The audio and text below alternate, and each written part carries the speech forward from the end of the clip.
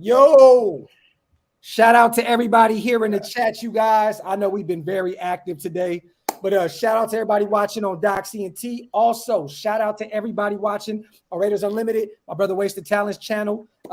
We streaming on both sides, you know what I mean? And we also got my brother Paulie D over here in the building once again. How you doing, my brother? I'm good, man. I'm blessed, man. I'm just getting back from Bible study. They were talking out of Corinthians. A couple people asked about you too. They're like, they thought you were my cousin, or my brother. And like, you know the old folks ain't got no filter. So they were like, hey, so where's the light skinned fella with the tattoos?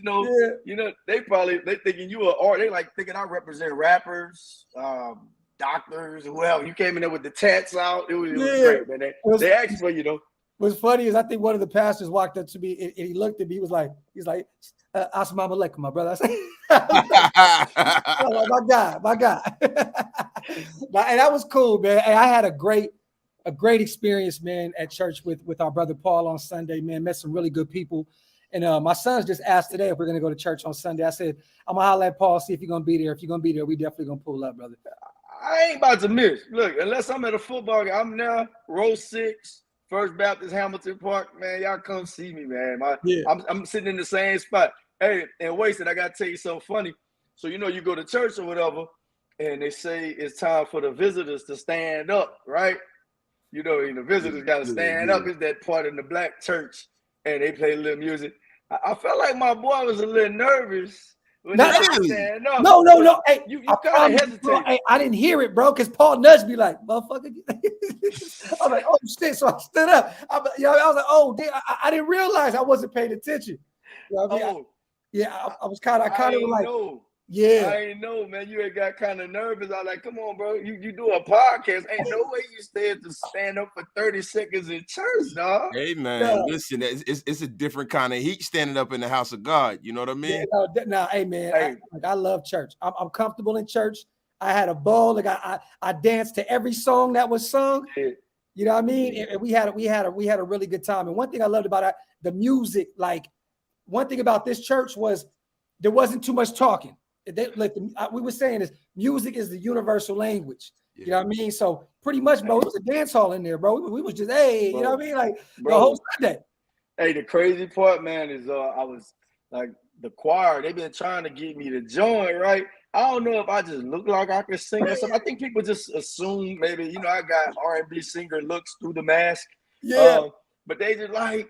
They recruiting me every week, and I was like, nah, I don't. But I ain't gonna lie, they get up there, bro, and it makes me want to join the choir. You said it to me. Our choir, shout out to my bro Chad, Allen, they go in, bro. They really go in. I'm not gonna lie to you. Don't do it to yourself down south, bro. No, Wasted. Chill out. This is Jay Holiday and John B. You looking at right now, bro. He said it looks holy. It looks holy. Listen, the only one on this panel that can get in the choir. It's me. Bro, don't do it to yourself. Wasted watch one verses, and now he's Daniel Jones. Like, all right, bro. Hey, Wasted looked like the 4th most popular dude in Blackstreet. Chauncey. Bro. Yeah, but no, Chauncey. No, Chauncey was the main one. I was like, okay, I'll take that. Yeah. Hey, listen. Mr. Dalvin, relax. You know what I'm saying? With that. Hey, what I do? Hold on, bro. Oh, so before y'all go into this, you talking about you can sing? Like I got my moments. Like I just try to sing everything like John Legend. So you feel me? So I just come on there like I try to get raspy. But I just question for each one of y'all, and even the viewers at home. Like, so you got $10K on the line, right? It's a karaoke battle. What song are you gonna sing to get the bag? Like what you gonna go with? 2. I got 2 of them. Because I know every ad lib, every lyric to the song. So it's gotta be music soul child friends. Just friends? Just friends? So you was getting friend zoned. That's what you're telling me. No. Yeah, that's what you're telling me. I was the one, we friends. You know what I'm saying? Okay, I got you. We cool, you know what I mean? And Usher, you remind me. Hey, that's very on brand for you being light skinned, but Hey, I'm not. Had you ever heard the remix to when Lil Duval did the remix to? Yeah. That's what really put him on, which is crazy. Yep. Like that's what that was a great. Hey, he was great he was looking crazy singing that. So that was funny, bro. He was like, Mike, be strange. Yeah, I be dying on that shit, bro. That shit was hilarious. Like a ventriloquist dummy and shit, yo. Hey, shout out to I Am the Bay, man. He said, great to see Paul back on the platform. You guys get used to our brother Paul, man. This is episode 1 of the Winning Circle. We're going to try and do this as much as possible. Us 3 brothers, we're very busy. We got families. We got a lot going on, but we're definitely going to try and get together as much as possible. We know Paul, NFL agent, out there making big plays. You know what I'm saying? You know, wasted out there in Jersey running things. And, you know, I'm out here doing my Dougie. You know what I mean? So, you know, but it's a blessing to be back here with my 2 brothers tonight, man. Tonight, you guys, is more of a Q&A. We're just going to talk about the NFL, talk about what's going on in the NFL. We can talk about faith. We can talk about whatever is on our minds here in the chat.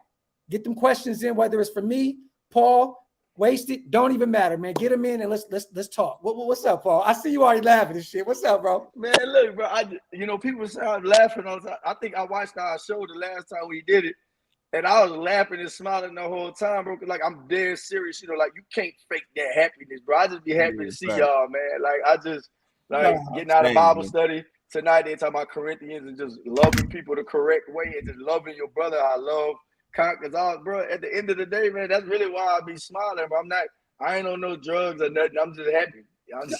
Cool. This is a cigar. This is not. Oh, just the stickiest of the icky. Yeah, because I know last episode we had some eyes on this. I just want to let everybody know this is actually a cigar. I was smoking on the last episode. I put it out. I'm saving it. Now this ain't, but this is. Just you know what I mean? So just a heads up. You know what I'm saying? Man. Tim, we knew this was going to come, and to be honest with you, that's a sticky kind of topic to touch on because our brother is in the NFL circle. Yeah. So we're going to leave that one alone. Okay. Hey, but look, let me just I can get a little into it. I think, man, it's predictable as to what's happened. Just from the just when I saw it was 6 games. Yeah. With the way the CBA was written and just their way, the power is almost like Roger Goodell has unbridled discretion. Yeah, it's like I knew when they said 6 games, they said anything less than 10, it was going to be appealed. Yeah, and I think what's going to happen is irrespective of what you feel about Deshaun Watson or the entire situation, I think it's going to be 12 games minimum. I think it's going to go back to what the initial offer was. And I think what they're going to do, guys, I'm going to use a legal term real quick if y'all don't mind wasting. I know you ain't going to mind this. No, not they're going to make it a little bit more punitive, which is just a big word for punishment. They're going to add, I think they're going to make it to where somehow, somewhere they're going to be able to touch that money that, that was pushed back, like the 45. They're going to find a way to touch some of that money and because they're trying to make an example now. This for the NFL, this is their moment right now. You got women in ownership. The Titans has a woman owner. You're getting this is their moment, bro. Like this is gonna be the league's moment to say that we're not just giving lip service to these type of crimes, whether it's a violent sexual act or non-violent act. There's a lot of people who are a little pissed off about Big Ben. A lot of people are pissed off about other things. This about the Tyreek Hill. This is their opportunity to come back. Yeah. And I think it's gonna be. So I don't see a situation. I think it's gonna be double digits, if not the whole season. And what sad was the initial thing was 10 games. If he would have just took it and accepted it, he could have moved on, got it out the way, and kept it moving. But he was so, I guess, sold on, nah, man, like I'm gonna fight this thing, and now he may miss the entire year. You know what I'm saying? Yeah. The only problem with running a league like this, and this is what always has been my problem. I think that when you have situations where the court of public opinion is involved, I think the National Football League needs to kind of do a diametric shift and have an independent orator come in and weigh in and kind of levy these kind of punishments, because these are things that happen outside of the game. Now the commissioner is pretty much in charge of protecting the integrity of the game, right? But when you have things that happen outside of that. I think that they need to bring other people in so that it doesn't look like a kangaroo court and a rubber stamp. Man, True. Man, y'all make me feel stupid sometimes. But keep. I mean, bro, coming to law school. He come and join the law firm. I'm telling you, man, we need an East Coast presence at Durant and Cawthorn, man, my bro. But man, like honestly though, even optics wise, you had a woman judge. Like it almost looked like they did check off the boxes as far as what optics looked like, and she came down with 6. And her reasoning, and if you read the opinion, in some instances it was a little contradictory. And in one breath, she's calling it predatory. She's using these big buzzwords, predatory. I forgot what other word she used. Yeah. And then she comes back, as lawyers do. I'm going to say all these words. However, notwithstanding, those type of words, but it wasn't because it was nonviolent in action, bro. And man, I don't know. She was in a tough spot because with law, you're based and you're bound on precedent to most. So the precedent had already been set, but man, it was a no-win situation for her. Yeah. It was a no-win. It was getting appealed no matter what. No matter what. Wait. You had a great question that you wanted to ask, Paul, in terms of in regards to the Miami situation, right? With Sister Ross and them losing those draft picks, I think a first next year and a third the following year.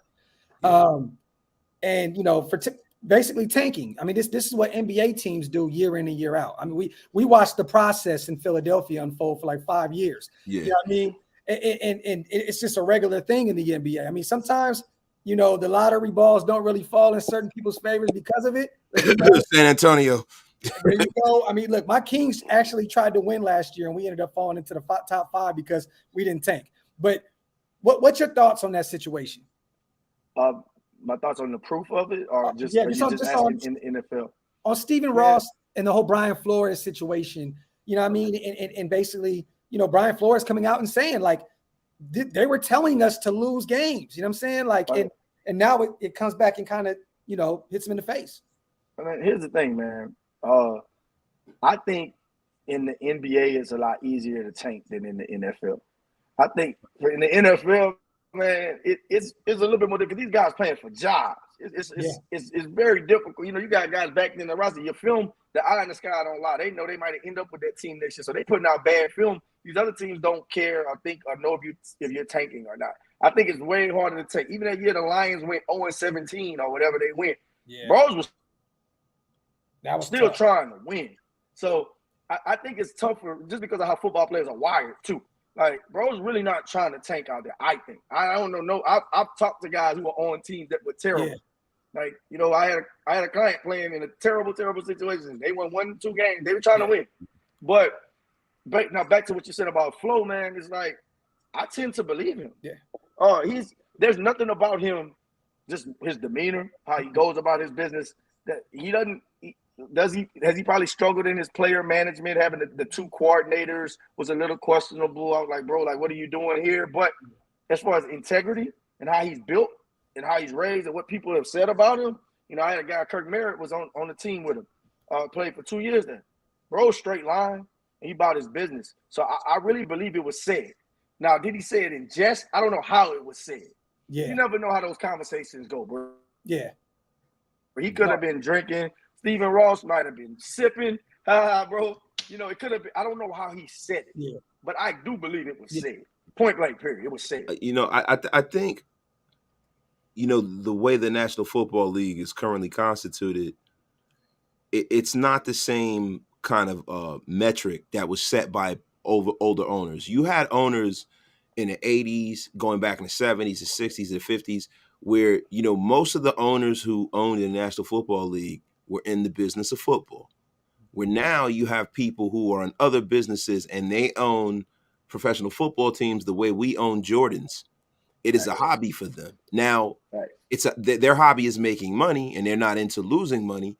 But, I just, and this is me from being the outside. I'm not speaking for anyone. It's speaking for me. Like, I feel that the love for the sport and the love for winning is not there with certain organizations. We're not going to say which ones that they are, right? Yeah. But you can tell the difference between, say, for instance, a Mark Davis who owns the Raiders, who football is his business.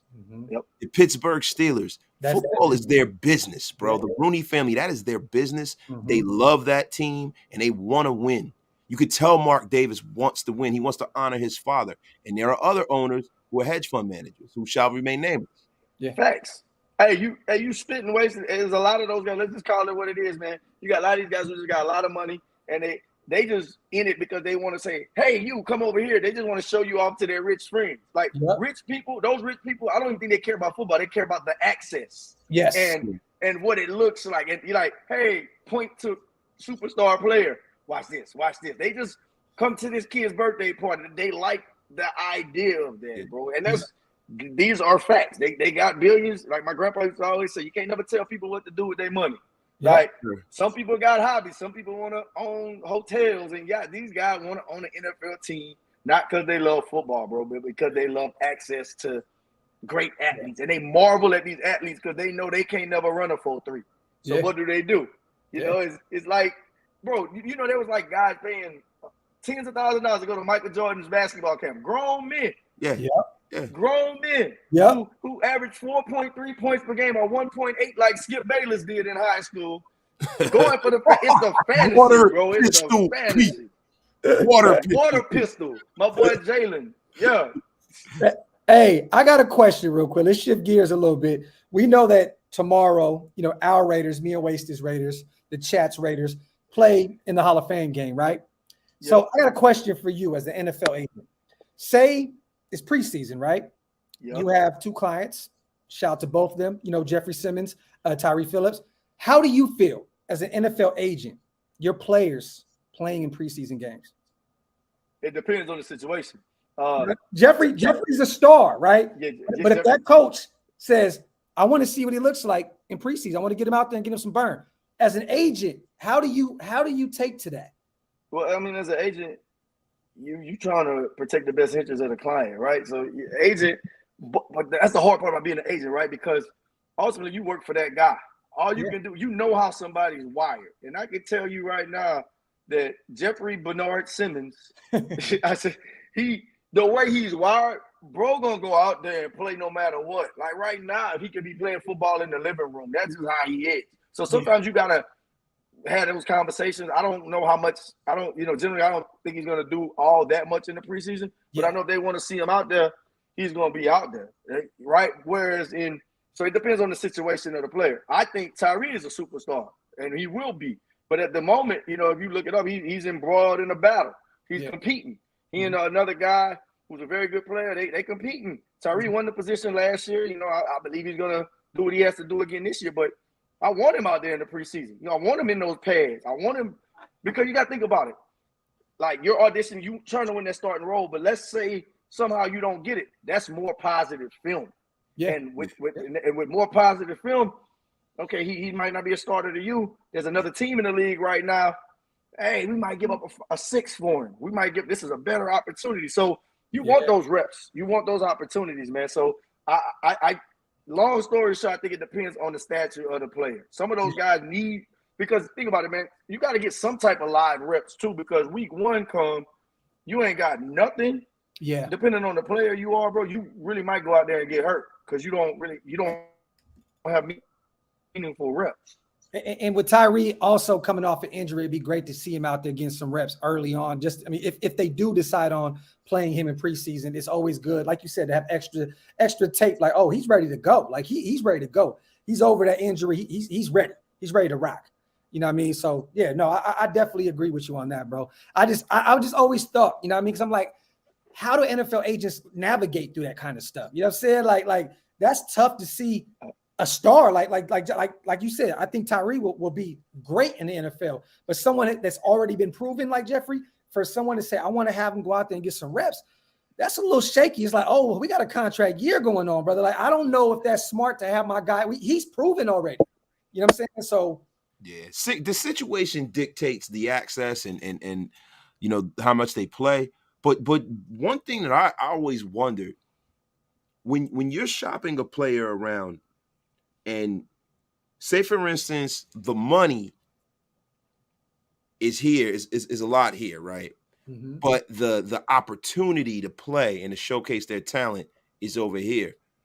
How do you kind of navigate through that? Bro, that's a great question, Wasted. I've kind of gone through similar instances in undrafted free agency, right? For example, I had a couple of guys early on in my career, like it'd be like, this team is going to offer $25,000 to sign an undrafted free agency, right? And that guy's like, oh, 50. Whereas this other team may offer $5,000, but if you look at the roster, it's like, oh, bro, like there's an opportunity here. You got this guy in a contract year, he's older. Like once you've done all the analytics of all this, I'm a big believer in those instances. I'm taking opportunity over the bag, and also I'm taking fit over the bag if it's close. Yeah. Now we talking like tens of millions of dollars wasted, then you got to have a different conversation, and that's based on that guy. Every guy is wired differently. Some guys playing the game, they don't give a damn about winning the Super Bowl ring. They care about, I realize that the NFL is not for long. I'm trying to make as much money as possible. So I'm not even tripping on the opportunity. So those are internal conversations you got to have, Wasted. And I know you probably think like, damn, probably you never give me a direct, straightforward answer, but no. It kind of depends. Yeah. No, I totally understand because, bro, everybody's different. There's no one size fits all policy. There's no one size fits all kind of direction to deal. Because when you deal with men, right, they all have different motives. There's things that motivate certain guys. Like you have some guys that don't have any children. You got other ones who have children. You got some men who have been through injuries and they understand their shelf life. You have other ones who are untouchable. I understand it. And you got to think about it like this too, Wasted. Let's say you're a guy and you're heading into a contract year, or you got free agency. You're in a proven year. I may take less money in free agency to go play somewhere that schematically will allow me to put up better numbers, or somewhere where there's familiarity. I remember Jason Hatcher was telling me this story. My business partner, he was telling me, he had been in the league. He had a Pro Bowl year in 2013, but that was Rod Marinelli. He played in that Rod Marinelli scheme, fit to what he wanted to do. He went and got 30 M's in Washington the next year. So as your agent, the agent has to have some level of football acumen. You said a lot of business owners and all these people getting into football. It's a lot of agents that don't know shit about football, bro. They just in it. Because they want access. They want to take the pictures. They want to, Daddy gave me $1 million to start a company. Let me go. Like, they don't know ball like that, bro. Yeah. Half of these agents came over here, can't tell you the difference between a 3-tech and a 5-tech, can't tell you why Jeffrey Simmons is dominant versus disruptive. You got to watch film, bro. You really got to live this shit. And I'm sorry for cursing if my church family is watching. I get passionate. But, like, that's the difference. Like, you like watching film, you said, like, if I'm representing a wide receiver, let me go to Kansas City for that 1 year, take a short deal, go ball out with Patty. I'm not going to go nowhere. I'm not going to name no bad quarterbacks, but you know what I mean? Like, I'm going to go somewhere, and that's where numbers, data, organization, all that factors into your decision. You can't make no emotional decision in this business like, oh, I'm pissed with Pittsburgh. Let me go to Cleveland. I'm going to show them, bro. You were fourth on the depth chart there. Here, despite your face. I have to say this just because you mentioned Patty. Derek Carr did make Zay Jones and Nelson Aguilar very rich. I just had to throw that out there real quick because, he's the chief and, we do the Raider thing. So I just had to throw that out there real quick. I very much understand, bro. And Derek Carr and Devontae Adams are going to do exceptional, bro. He got Zay Jones paid in Jacksonville now? Yep. Yeah. Mm-hmm. Got him down there. Yeah, he helped those guys. Like 40? Oh, yeah. I think was it 30, 40? No, was it around that? Yeah, they ran it up for him. But I wanted to transition really quickly. You have ties to historically Black universities. A lot of people in the chat have ties to historically Black universities. I mean, how do you feel what Deion Sanders is doing, what Eddie George is doing, with our former coach is doing, Hugh Jackson?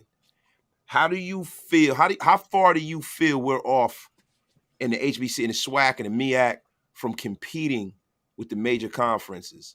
How many years do you think we're off of that kind of trajectory? And for the chat, we did talk about a little bit of this last week in terms of, getting their gyms together. You know what I'm saying? Making sure that everything is right. That everything is set in stone for them to succeed, right? Yeah, I think, man, look, I mean, look, Southern University, bro. This my SWAC championship ring. I live this, bro. I do, did this. I played college tennis 4 years, man. We can get into the tennis stuff later. I got some funny stories about that. We'll do that over cigars one day. But now I don't think we that far off. Here's the thing: when, like, for example, LSU plays Southern this year, right? Like, that's big for the city, but I think we all know at Southern, we know that that's going to be an uphill battle. Last time we played a major SEC team, one of our guys got paralyzed down there, So the difference to me, man, the big difference is in those trenches. That's really, like, if you watch the first quarter of the game, you'd be like, oh, okay, they're fighting. Yeah. By the time it gets to the end, bro, that weight program, the strength and conditioning program, they just have more right now. These are facts, and in some instances they just have better players. I mean, let's just call it what it is. They just have better players at the moment. Like, we're not that far off from, like, Jackson State playing a mid-tier, mid-tier type guys tough.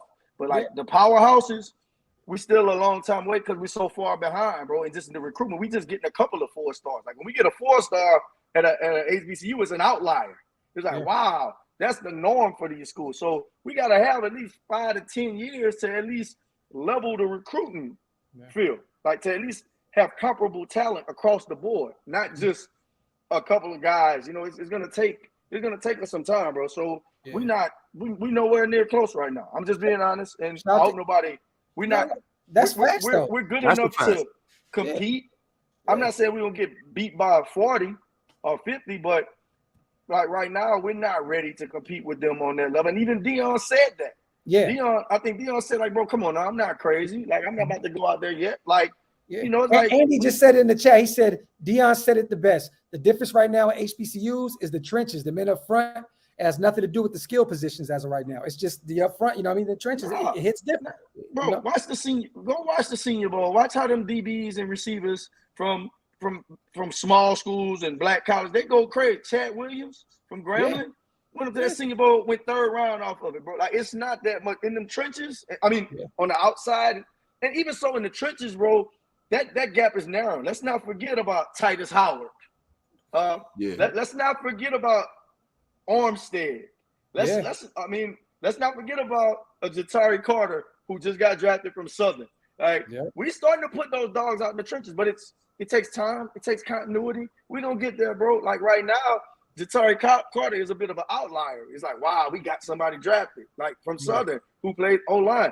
Like, maybe now that kid who's a fringe guy who might go to that mid-major and get drafted and go 2nd, 3rd round, because there are some linemen that come from those mid-majors. Maybe that kid goes to HBCU now. Nothing wrong with the aim. Maybe we just got to change the target.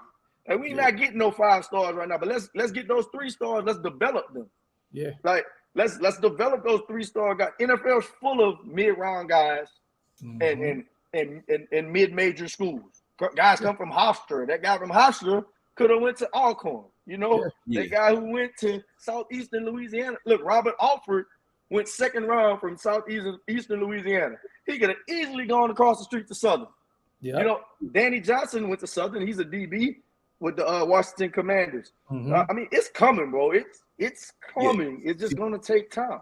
The reason why I keep trying to drive that point home is that what I would like for players in the National Football League to do, right? This is just, if any of them see this, right?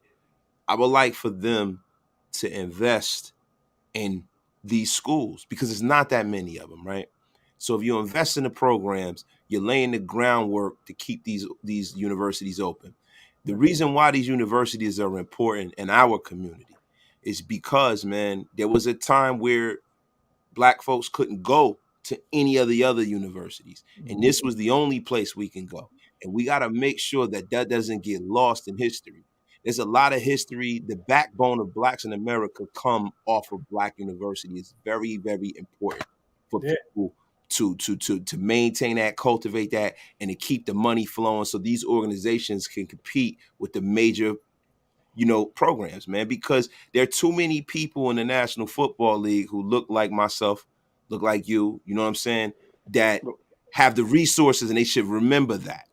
Bro, these are facts. And you look at like when they had the HBCU Legacy Bowl. I was there, did a little sideline interview. I finessed my way on the sideline, by the way. I ain't have a credential to my name. I ain't had nothing, bro. These are facts. I went up there. I was like, yeah, Jason Hatcher left something for me. Bro was like, who? I was like, Jason Hatcher. So I just walked. I had a credential on. Next thing you know, I'm doing an interview on the sideline. True story. Can't make it up. But anyway, like the HBCU Legacy Bowl was big, but I think like Pat Mahomes donated money. You had like, it should have been every HBCU guy in the league should have been like, bro, I'm here. I'm on the sideline. I'm donating 15, 20 bands. Yeah. Like Patty Mahomes with the Texas Tech.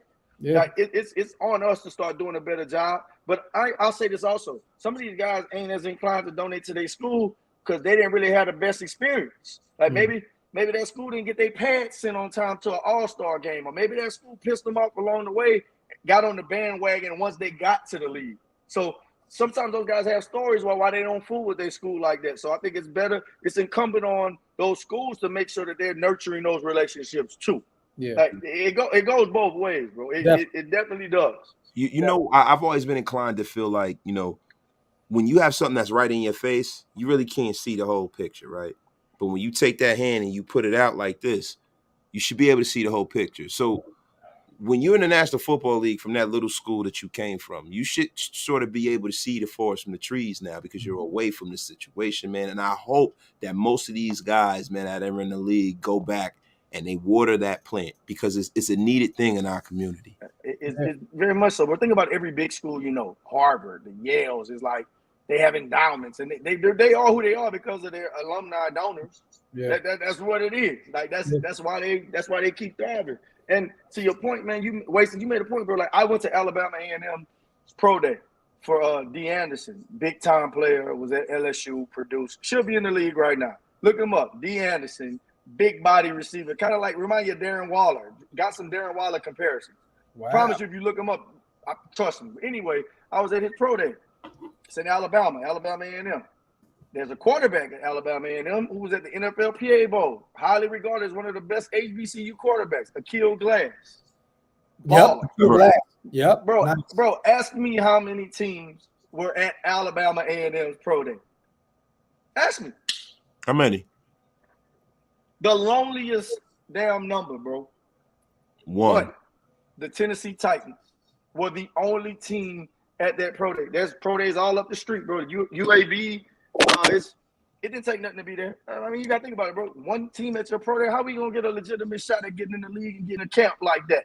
One team at the pro day, bro? Come on, man. Now, D. Anderson just signed, I believe, with the Tampa Bay Bandits in the USFL. He did. He finished that. He got a few looks. Yeah, he got a few looks with New Orleans, I believe, in camp. But went to New Orleans camp, was dominant.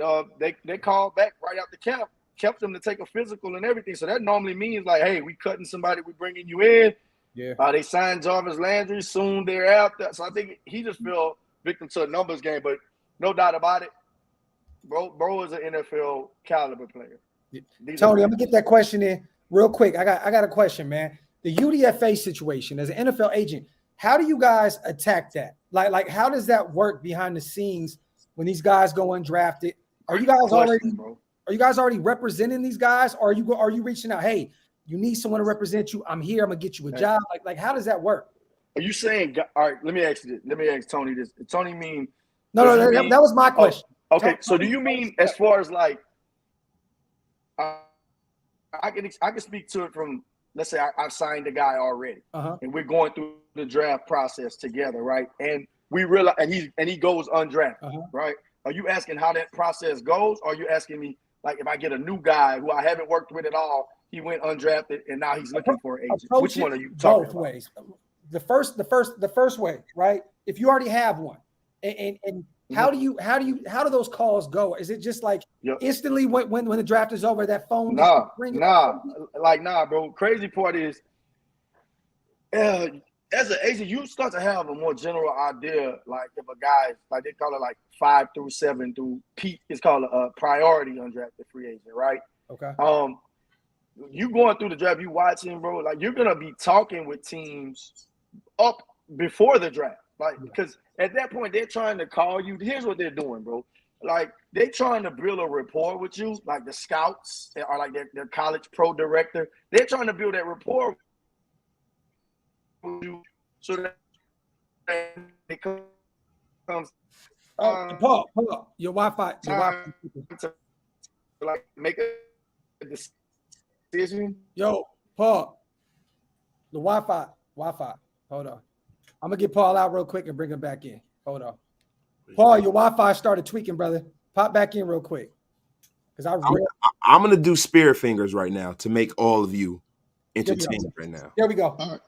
Yeah, the Wi-Fi was tweaking. You sound like you was on some robotic shit. All right, bet. I'm back. I'm good. Yeah, you're good.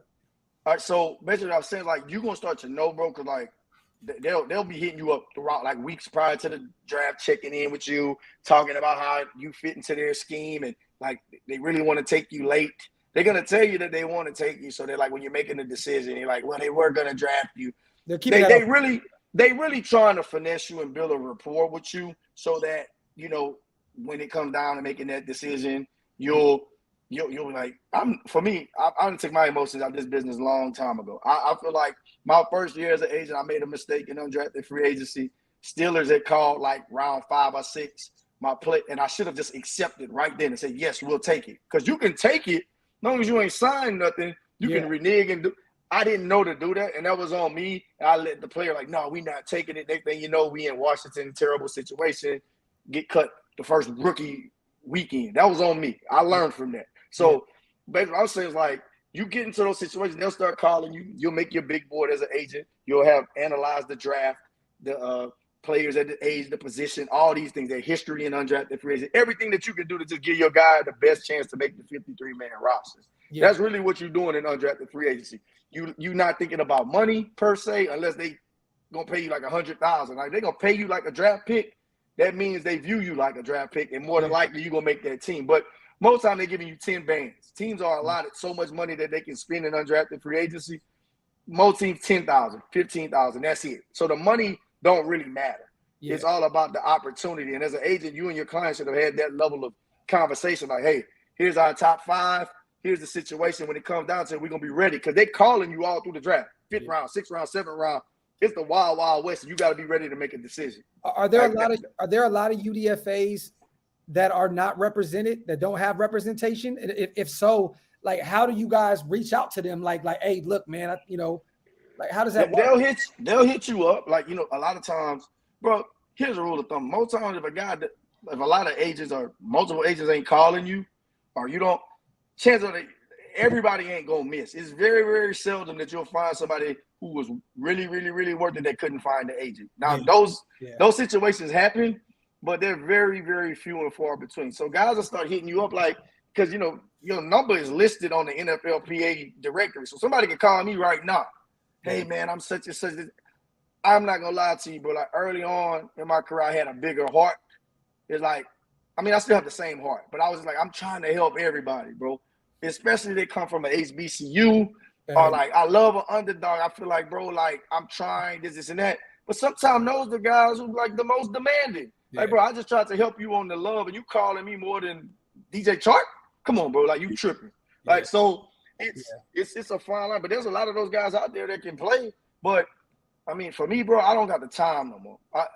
I'm on the cusp of, being a part of one of the biggest deals in football, hopefully. Yes. So for me to be like, I can't help everybody, man. And that's just how it goes. Like, hopefully. I'm learning that too on a smaller scale, even with this. Like, I feel you. I understand, man. You want to help everybody, but then at the end of the day, at what cost? Like, it's like, like you can't help Louis the lunchbox. Yeah.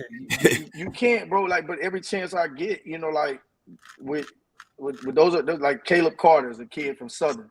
Mm-hmm. I signed him. He did great at XFL, had a rookie minicamp invite with the Colts. I believe I can see talent, and I'll use those resources. I'll at least get you in the building. Yeah, I believe it. I believe I can get anybody in the building. Mm-hmm. I can't promise you nothing after that, though. Yeah. So, the undrafted free agency, man, I think for me, bro, it's like I'm glad that my career started with a good bit of those. I had Chris Davenport. I had a lot of undrafted free agents early.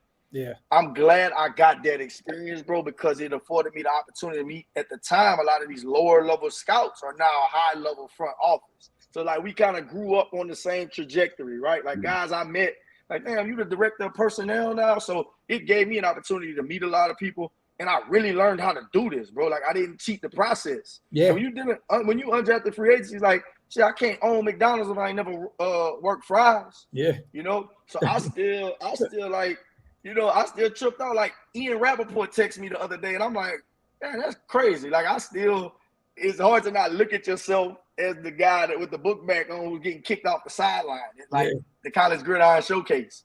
So I like that you brought that up because real quick, my bad, Waste. I know you got a question, brother, but the Ian Rappaport thing, like how does that relationship go hand in hand? Like, what is the conversation with an agent and an NFL insider? Like how does that go? Like, what is Ian? Hey, Paul, how's it go? Like, come on, bro. I know you want something. What's going on? Like, bro, how does that go? It is weird, bro, because like, you know, you can't answer the phone or the text and be too excited. But at the same time, you done screenshotted it and like showed all your homeboys, like, bro, look at this, look who take, and you got to scratch out the number because I got the kind of homeboys that like text Ian, like, what up, Ian, what up? With it? Like, I'm gonna scratch the number out, like, you know, and you know, they be from New Orleans. They like say, I don't appreciate how you were talking to about my squad, baby. You know, like them, but so it's crazy because like they hit you up and they'll talk to you, and it's like, oh, you know, small talk, like trying to get to know where you from, and they've done a little research on you. They're like, oh, yeah, Dallas, huh? I'm like, but bro, like I know the game, so like you can't hit me with the. I know you want something, so I think like for me, it's like, man, all right, I'm gonna take it for what it is, but you're not gonna get nothing too like significant. Like I'm not moving like that, bro. Like, Paul, how are your kids doing? That's great. So what's going on with the Jeffrey Simmons? Yeah. Well, you know, like, hey, this is Stephen A, right? Stephen A called you up. He said, hey, Paul. I ain't gonna lie to you. I ain't gonna lie to y'all. Stephen A called me, bro. Jalen Rose, they might get all the details, bro. I'm gonna have to get out the ball. Stephen A don't even gotta play the game with you. Hey, Paul, he ain't gotta do it. Hey, bro, let me get on first I heard he going to a place that rhymes with Palace. I'm only asking because once Paul does that, like, and he has a million clients, me and Wasted gonna be like, Paul, what's going on, my brother? Thank you, man. I'm fucking with you. I'm gonna tell you this though. Hey, if I ever get a Raider and it's a bit, I'm letting y'all break it. I promise you. Cause look, but like some of my favorite people, bro, and he probably gonna watch this eventually. Teron Davenport. Mm-hmm. He's the Titans beat reporter. Like Teron, brother. We're telling about him at church. Bow tie. Mm-hmm. So Teron, probably know Teron's like he and Emery Hunt. Some of the first people I met in this business, you know, I'm still up and coming, but I was real up and coming, bro. Like, ain't nobody know me. And they showed me so much love, bro. Like always. So Teron always hit me up. We was always tight, bro. Always looking out for me. I went to Nashville. I flew in to Nashville for the Alabama A&M Pro Day. He and I we hung out afterwards, bro. Just love the dude, bro. He the number, like he's a blue check guy. Like, of course I'm a show, like, yeah, I love Ian Rapp, Ian cool, Jeremy Fowler. These guys are cool. ES people like, man, if I got an opportunity, I'm going with my guy. Like, I believe in that. That's on everything I stand for. You know, like, you don't forget about the people that was with you shooting in the gym. Like, Teron know that, bro. And Teron did me one of the biggest solids of my career, bro. And I'm always on him, like, because when it got out that Jeffrey Simmons had selected me as the agent, it was already out, but when it got out because like people start to know and press him about it. Yeah. Teron was like Jeffrey Simmons has selected Paul, and bro had a whole little blurb like the 12-year veteran attorney. He had a little like, and you look in the comments, ain't nobody was like, what the hell is Jeff doing? People like, that's smart because like my law firm, he mentioned my first law firm. He stamped me and made me seem, and I mean I am competent, like I'm top, I'm him, but he made me seem like I was him to them. Like before anybody could attack me and be like, we never heard of these guys. Who the hell is this? Yeah. The way he put that out there, bro. Like I will be alley-oop, like, bro. He made me look good, bro. So like any chance I get, you know, like what I look like running to you know, whoever, like, like I'm not gonna do that.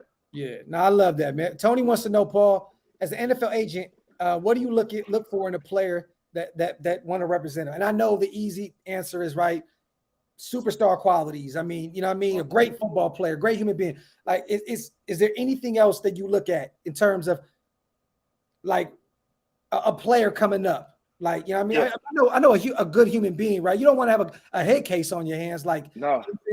Like what are a few qualities you look for? I mean, for me, man, same way, like, I feel like an agent is interviewing to be a player. I'm interviewing you too, because like I'm devoting my energy. I'm putting my, like, who I am, like, we attached. Like, think about it. Like, my name is on you. We attached at the end of the day. I care about football characters. I mean, obviously, let's talk about personality traits. Like, every player is different, but like, I like good people, bro. And like, that don't mean be in church every Sunday, but just how you treat people. Like, do you feel like you superior, you better than people? Do you talk down to other people? Because you talk down to everybody else, like, you're going to talk down to me. We're not going to be on the same page. You're going to talk at me and not to me. I look at their relationship with their family, how they treat their mother. Like, how do they treat their girl? You know, like, bro, like, you're not about to be around me on the phone with your girl yelling at her, calling all kind of bees and all this. Like, I'm not moving like that. I look at, like, their stance on certain things, bro. Like, honestly, I'm not about to represent nobody who's just out here spewing vitriol and hate towards gay people, or like, who's not sensitive to that. You know, like, honestly, you can have your own personal beliefs, but like, personally, bro, there's certain things, like, if we're not aligned, personally, I can't represent you, because I want us to grow into more than just a player-agent relationship. Like, for me, my hope is that every one of my players I ever signed, that they'll want me to be a groomsman in their wedding, even when I'm old and washed up, or at least an usher. You know, I'll be a grown-ass usher talking about, watch this. You know, like, I'm gonna do it. You know, but like, I want that. I want that family and the being there, like, and I'm able to do things the way I want to do. But like, at the end of the day, all money ain't good money. Like, there's certain players in the league I would not want to. I ain't gonna say their names. I wouldn't touch with a 1,000-foot pole. You know some of them off top just by saying it. But like, but the more conversations you have, the more you're around their family, you can kind of see those type guys, man. Like I said earlier today, that post you helped me with, like, me and Tyree send Bible scriptures to each other, but you know, we might be talking, bro, you seen this movie, bro, that's crazy, this and that. Like, I want people that I can become family with, man, and I want guys who love football and who gonna work hard, have good football characters, and be good teammates. Like, that matters to me, man. That's why you're gonna be great, brother. That's why it's gonna separate you from other people. Definitely. I mean, I hope so, bro. Like, you're only as good as the people who are around you, bro. Like we said last show, all the super agents you've ever talked about, from Bus Cook to getting Brett Favre, from Drew Rosenhaus to getting Robert Bailey, from Eugene Parker to getting Deion Sanders and Rod Woodson, and those, every super agent you ever named, bro, they're not there without great players around them who had longevity and who made them. So, like, if a player's gonna help make me who I am, like, I'm not sitting here with y'all today if Jeff Simmons and Tyree and other guys don't believe in me. So when I'm selecting those guys, I better not miss. Like, I better not miss, because you got to think about it. You can sign a guy on the first contract, on the rookie contract, right? It happens all the time. Yeah. When it's time for them to really, really, really get paid, guess what, bro? Like, you got to compete all over again, because like, at least first, these big places, they like, we might have missed them first time. We coming back when it's time to get the – there's some agents I know, I've talked to them, they don't even care about signing guys that's on a rookie deal. They're like, I'll get them when it's time to get paid. Look it up. There's a bunch of guys that do that. They stay with I've seen it. They switch up on you. So my thing is, I'd rather have 8-9 guys that I believe I can get to that second and third contract with than a volume of 22, 23 guys, right? And I'm losing sleep at night. Not saying I'm getting complacent and not working as hard, but some guys just gonna leave you. Agent X walks in, bro, I'm gonna give you 500 bands to come sign with me. I'm gonna hey, you're gonna get to meet LeBron. Yeah. I'm gonna get you in a movie. All these nudum pactums, wasted. That's empty promises. You can use that. I put a little Latin in there. You know, I have my pad ready. This is the new way to work. Hit you with a little razzle. You know, nudum pactum. But like they're gonna come with that. But you want those guys who really with you, and they're gonna ride with you, like win, lose, or draw. Paul, I'm gonna tell you this, bro. You would have been here. I know Wasted got a question. I know it's gonna be fire. I want you to know that even without Jeffrey Simmons or Tyree, the energy you had when I met you, my brother, you would have been here regardless. And I mean that from the bottom of my heart, brother. We love great people, and that's why you here. Go ahead, waste it. It's all good. Yeah, I appreciate that. What up, Auntie? I see my auntie. Hold on, y'all. I gotta tell my auntie Beyonce in here. Hey, tell my auntie hi. My auntie Cynthia. Look, I ain't mean to cut you off, Wasted, but look, my auntie, look, I'm gonna need that okra. It's all kind of food. I'm gonna need. You ain't gonna do nothing for me. Me and Jagger, we gonna be eating it though. There you go. Go ahead, Wasted. I know you got something cooking, brother. You know what, man? I was wondering something. Like when it comes to like representing guys in the National Football League, is there any way that you would be able to do the same thing in the other major sports? Yeah, I mean it is. Basketball has been something I thought about a lot.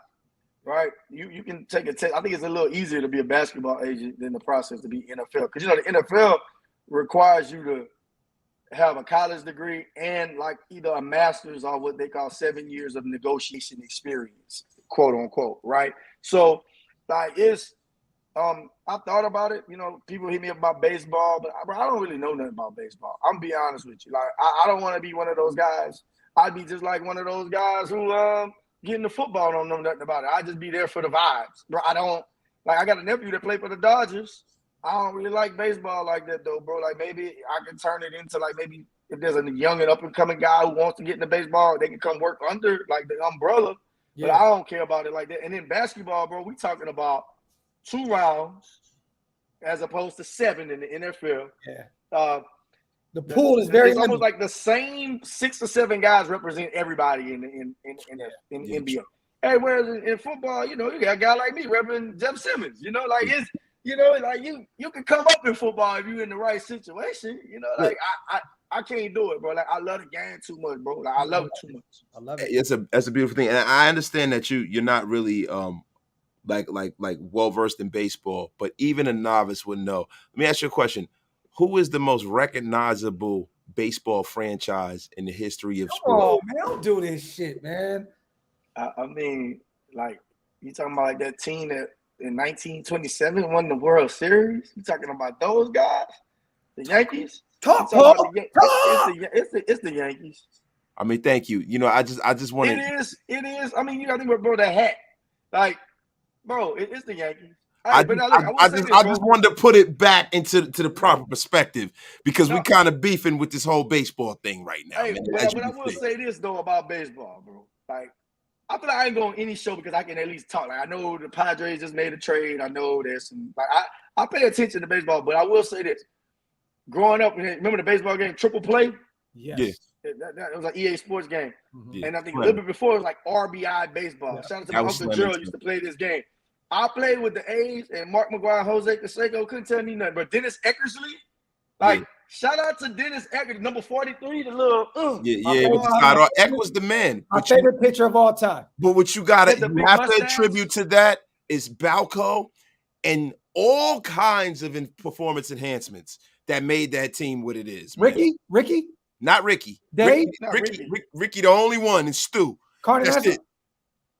Listen, Carney Lansford I don't think so, but the rest of them, we can keep going, bro. I mean, if you want to stop, you got come on, man. Mark McGuire, Jose Canseco is confirmed, bro. That's destroy that stir to drink, bro. Look, we're not gonna do this right now, man. I can't. Just you mother.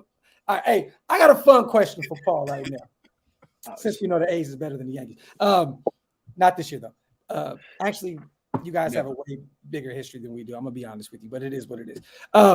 Right now. Jeffrey Simmons calls you, right? I need an answer to this. I need a what are you doing? This is a what are you doing scenario.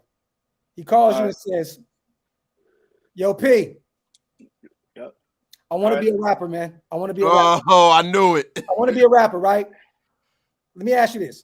Are you booking the studio or are you going to try and talk him off the ledge of becoming a rapper? What are you doing? Well, first of all, Jeff called me. He'd be a blues singer. He's from Mississippi. He would get an R&B. He'd be a singer before a rapper. But man, it depends on what level he wants to take it, man. Look, I'm all about supporting my boy. As long as it's not distracting him from the field and what he needs to do. If he wants it to be a hobby, it's cool. And maybe post like at Walking Business, man. If he say he want to be an author, shit, I'm right. I'm Walt Whitman. I'm gonna support you. No, but I'm talking full-fledged. Do your dance, AB. I'm talking about. Yeah. Hey. I mean, I'm gonna support my boy, man. Like, honestly, I'm gonna support his dreams, man. I don't want to limit him to just being a football player. If God put that on that man's heart and he really want to be a rapper, bro, I gotta support my boy, man. That's my guy. Like, if you're an agent, human being, bro, because that's we're what I gotta two hip-hop snobs. I you know why I can't stand New Yorkers sometimes, Paul? Because right when we started talking rap, right, or New York, Jersey, this man put his hat on like Hove. You see, he changed his hat. Yeah, his voice. It's sitting up. It's sitting on top of his head now. Look, that's man, crazy. That was subconscious, bro. I ain't mean to. Come on, bro. Like, come on, man. It wasn't. If bro say he want to rap though, like, I don't. I mean, that wouldn't happen. That's a really big hypothetical, but I'll support Jeff dreams, man. It's more like Tyreek. Tyreek can really sing, so bro really might have a career in football after all this is over, like music engineering and getting in the studio. I can plug him with you. I know you be on the music stuff too, so you know. I mean, I don't know, bro. That's a crazy question. I hope not, though. Like, bro, let's hope not. Look, this the thing for me, bro. That's how I know that you're a special individual, bro. Because if I was an agent, I wouldn't support your dreams about hip hop. I would crush your dreams. I would tell you to never rap ever in the history of the world. Yeah. Play football. Yeah. Now, I mean, other things. But that can make your client be like, he don't believe in me fully in my talents completely. It's a slippery slope, right? If you too much of a jerk about it, I would find a way to diplomatically. It would sound so good, bro, that he wouldn't even realize that I told him not to rap. I'd be like, bro, I can understand where your interests are, bro, but look, we're in a contract. Yeah, man, let's put this before. Like, the better we do on the field, the more money we can make to fund that, bro. Like, you know what I'm saying? I'm gonna get, like, that's how you do it. Like, I would just say, yeah, that's how I would do it. That would be the key. Yeah, no, I just had to be a tri-state area hip hop snob. I'm kidding, but let's but in all seriousness, do you find like the new era of player is totally like? I feel like the new era of players are totally in on the game, man. Like, I think the first era of social media players kind of got their wires crossed, but I think these guys that are coming through the league now, most of them understand the pitfalls of the National Football League as far as not being tuned in. Like, I saw Zach Wilson put something up today. Zach Wilson, new quarterback from the Jets, he spoke on how he's getting rid of every social media app this year. And I think that that's very, very smart for a kid his age to tune in and tune all the negative voices out. I think a lot of these young guys are getting so savvy with social media and they know how to use it to their advantage and not to their detriment. I think that these guys are becoming a lot more tuned into the game itself. I agree. That. But real quick though, Paul, before you, he would want to, because I'm hearing that Jay Flacco is actually outperforming him in New York right now. So, man, you saw that one report, bro. That was not verified. You can say whatever, man. Okay, I'm just saying, man. Look, I could be wrong. He could be wrong. I seen it. You know what I'm saying? So I saw that report too. I would say this, man. I think, man, it's kind of like when you a younger brother and you watch your older brother do dumb shit or do dumb things. Like, they coming into the league, they've witnessed it. They've watched what can happen if you don't move correctly, if you don't prepare. I feel like this newer generation is starting to realize, like, bro, like, in order to get to this second contract, in order to have longevity in this league, I gotta prepare. First of all, I can't do nothing dumb off the field. Like, let me try my best to be straight-laced and make the correct decisions off the field. But then there's a certain level of taking care of their bodies. Like, they have access to the Normatex, all these things. They have yoga. I go watch Adam up there at American Indoor in Dallas, and Jonathan Abrams was there, right? All these guys are there. Jeff, everybody's there.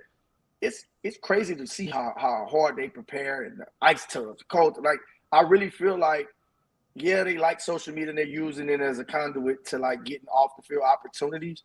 But I think you're starting to see more guys locking in and being the consummate professionals. I believe you wasted.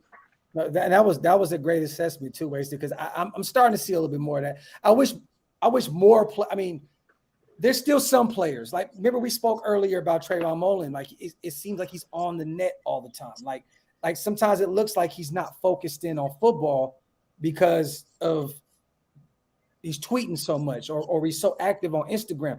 There's nothing wrong with if you're trying to build your brand, that is a great thing. But a lot of these kids, they come on there and they emotionalize. You know what I'm saying? Like, if you have a brand, if you have a clothing line, I get it. Promote your stuff, you know what I mean? Or do what Paul does. And you wasted, you know what I mean? The wasted words of the day or words of wisdom. That's great. But some of these kids get lost in the sauce because we tend to forget they're still kids. A lot of these guys are still young. Like, they're DMing people, not even realizing you about to get screenshotted in 2 seconds, and it's gonna be held over your head forever. You know what I mean? Like, so. But I do agree with you. I see a lot of these guys are starting to chime in and starting to lock in a lot more and starting to leave social media. Social media is crazy, man. It really. If I didn't do a podcast, I personally wouldn't even be on social media. Yeah, that's a fact, bro. I mean, we come from a world nowadays where people want to get rich for doing nothing because we see people getting rich from doing nothing. And it sets a bad precedent. You know what I mean? So that's the reason why, locking in with a brother like you that is super accomplished and has accomplished things on a level based off of your own merit, your own intelligence, your own hard work, hustle, and grind. It's refreshing, bro. It's refreshing. It is, man. And I think we have a duty, man, not just as an agent, but just I feel like as a man who's grown and who's growing to the next generation. And that's irrespective of whether it's guys in the NFL or not.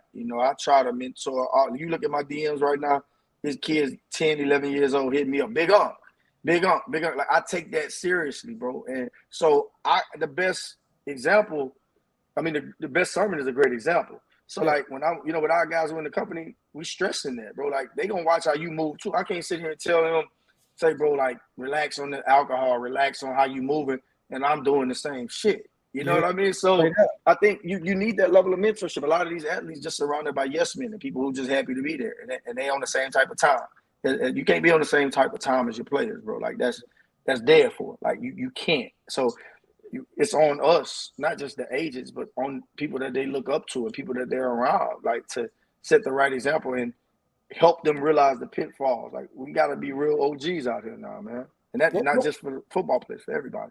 What would you tell these kids that's in high school balling out and going through the transition of because right now, like, it's crazy how many people are in these kids' ears left and right as young kids. Like these kids are in junior high and they already got people, hey, let me represent you when you get to this point, or commit to this college.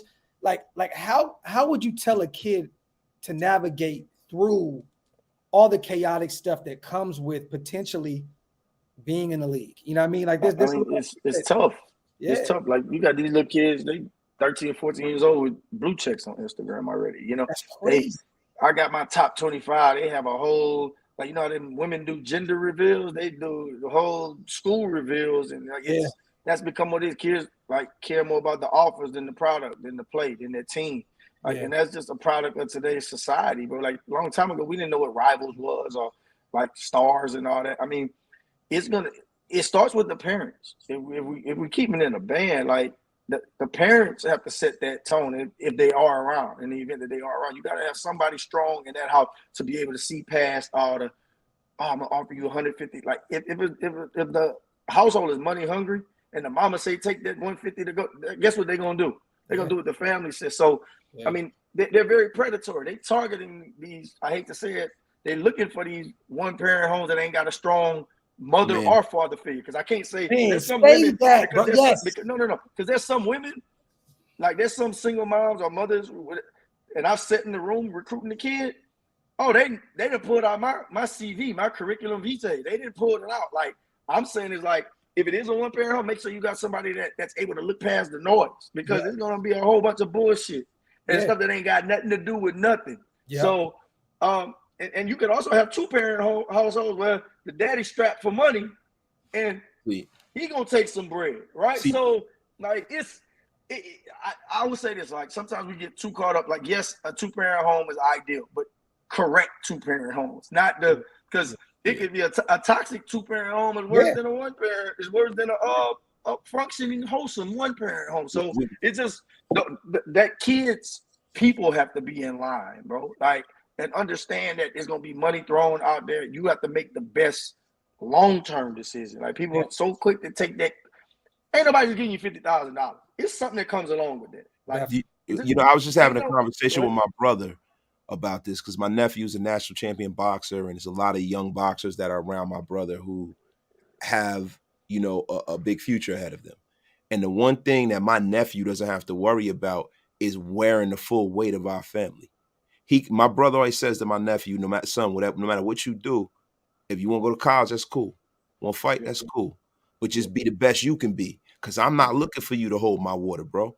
I got this. This house, the way you eat, the way you live, I got this. We got this. You just worry about being excellent. And a lot of the kids don't get a chance to just be excellent. They have to be excellent, and they have to be financially the savior for the family. They have to be the hope for everyone in the family and in the neighborhood, and it just becomes very, very overwhelming. You see Delonte West right now. They just seen him in Virginia, and somebody pulled a camera out, and he's, he out there with a blanket around him, and they asked him, what happened to all your money? And he said, I took care of everybody else around me. You know what I'm saying? Like, I got my family's houses, I got these. And they said, well, why? Well, why don't they take care of you now? And all his only answer was, oh, I'm not expecting nothing in return. You know what I'm saying? Like, whoa, like, so you doing all this around for everybody else around you, and none of that comes back full circle to you. Like, you know what I mean? Like, we can totally tell that he needs some help regardless of anything. But people are opportunists, man. Like, I mean, all you can do, man, in those moments, bro, you really have to pray for discernment too. Not to turn this into a church service, but you gotta pray for discernment and being able to navigate and see who's real, who's genuine. Because at the end of the day, everybody wants something. Like, right? But see, me, I'm gonna tell the kid the truth. Like, hey, bro, look, you can sound any agent in the world. I care about you as a person, but I wouldn't be here if you didn't have the opportunity to make money, and I'm gonna make money off of you in some way, shape, or form. Just keep it a bit. Like, tell you, ain't nobody, hey, hey, Wasted, ain't nobody that damn magnanimous in the world, right? Hey, I just like Michael Orr. Them people wasn't letting Michael Orr stay in their house. Oh my God, bro, the blind side. Bro, I'm like, get the hell out of here. They don't see this big gigantic brother walking like he walking the streets, and they just brought him in and gave him biscuits and gravy. And then he went to your alma mater. Come on, bro. Like, come on, dude. They made it look real sweet in the movie. They messed his career up. Yeah. Ain't nobody that altruistic. Ain't nobody that altruistic, bro. That just fits the whole, the white savior movies. We're getting to that later. I got a problem with that too. But shout out to Andy real quick, because he wants to know this real quick. This is a great question. How do you feel about the NIL deals in NCAA right now, Paul? Okay, I got you. I'm good with it. Like, I don't mind it, but like you got these guys. That's a good question too. But when you get into a situation, man, where like you got these coaches, like you saw Kirby Smart new deal. Yeah, I'm okay. I'm okay because for so long the NCAA, like, go watch the Fab Five documentary. Like, when you realize like NCAA in a lot of ways is exploitation. Like, they do the whole guise of the student athlete. Have them boys majoring in general studies, bro. Like, there's not most of the major athletes not getting. There are a few, but most of them not getting degrees that yield six-figure jobs when they get out of school. If they would just to solely be football players. So like the whole student athlete thing to me has been one big. It's a scheme, and they've been running for a long time. It's just the new athletes have gotten smarter. I ain't got an issue with the NIL deal. What I will say is this, bro. They have to find some level of uniformity and some way to govern it. Just so, like, they just threw it out there. There's no structure. There's no organization. They just like, hey, we just out here for the vibes. It's like they need to find some level of structure behind that. It's a reason behind that, because the national media, the government, when you talk about, like, we talk about a capitalist society, right? What the NCAA has been doing is it's textbook exploitation. It's an antitrust case. That is the reason why they're allowed to do this now.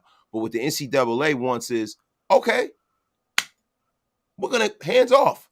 So what they want is they want the collateral damage after, you know, like it's cool when you get a kid who is a superstar. He reaps the benefits of his likeness, right? But what happens when you get that fringe guy that you thought might make it and doesn't make it? And then he gets into tax trouble. This is the one thing they're not telling these kids. Taxes. You got kids from the ghetto that don't realize that, you getting, 100 bands, 150 bands. Guess what? Uncle Sam. We all got that uncle. We all got that uncle in the corner we never met. Yeah, the uncle in the corner want that 30%. He want, because you're your own business. He want that payroll tax. He want that income tax. And then when you don't have it, guess what? You're on a hamster wheel to hell.